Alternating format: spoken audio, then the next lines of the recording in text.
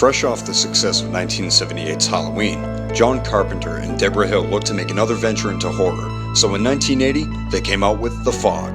The Fog is a film that John Carpenter has described himself as a classic, eerie ghost story. While it's slightly dated by today's standards, it holds up as an eerie and atmospheric tale of revenge.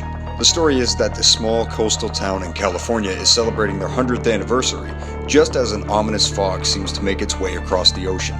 We're soon to find out that the town was settled through conniving and murderous means. It's told that the town's original settlers murdered a ship of sailors and stole their gold upon their settlement with the help of a tremendous fog. Now, all these years later, the ghosts of the murdered sailors haunt the small town during what they call the witching hour, and they're out for revenge. These shadowy figures lie within the fog that engulfs this town, and it's a good choice on the part of Carpenter in keeping them eerie, mysterious, and more scary.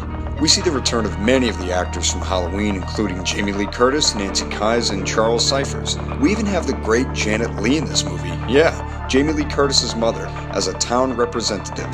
And Carpenter even has a cameo in the beginning of the film as well, as a church caretaker. I love how he smokes inside the church. When is he not smoking? Initially, Carpenter was really upset with the first cut of his film, so late in the production, they inserted a lot of new graphic shots of the killings. Nothing really gory or brutal, but definitely more so than Halloween, as Carpenter felt the kills needed a little more sting. The ghosts move similarly to old school zombies, and that may come off as a little cheesy today, but it works throughout the film. I like the old school ghost story spin in this movie, and the opening scene sets it up perfectly, as an old sailor tells the original story to some kids by a campfire. 5. Almost midnight.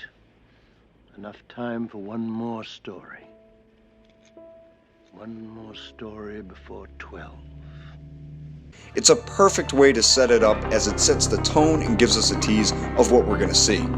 The Fog may not hold up as well as something like Halloween, but it still serves as a solid and entertaining horror flick.